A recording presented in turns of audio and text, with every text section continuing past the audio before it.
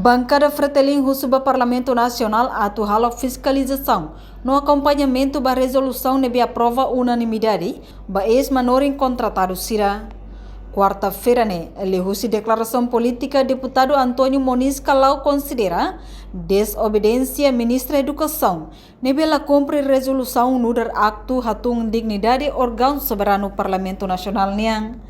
Também a decisão aprova a resolução refere lá os det bancada oposição mesak, mas bem consciência rusi bancada voto e a Parlamento Nacional hodi aprova a votos unanimidade. Di kami Fretilin akan konstitusi Parlamento ini sudah segundo órgão soberano que harai ini atau belihara fiscalização no acompanhamento da resolução do Parlamento nebe bancada voto aprova por unanimidade.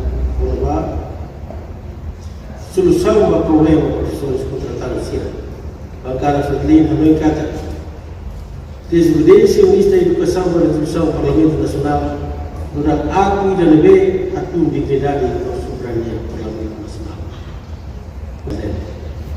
Enquanto vice-ministro Assuntos Parlamentares Adérito Hugo da Costa Hatang, governo na fatin considera a resolução Parlamento Nacional, mas be governo ia ona mecanismo selo que resolve o problema refere.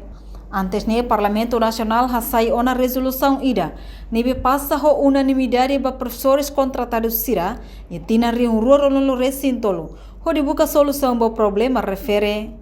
Dadang ne ex-professores contratados Sirene continua halo ação Pacífico e a areadores Ministério da Educação Vila Verde Dili, onde exige Ministro da Educação a cumprir resolução Parlamento Nacional niang.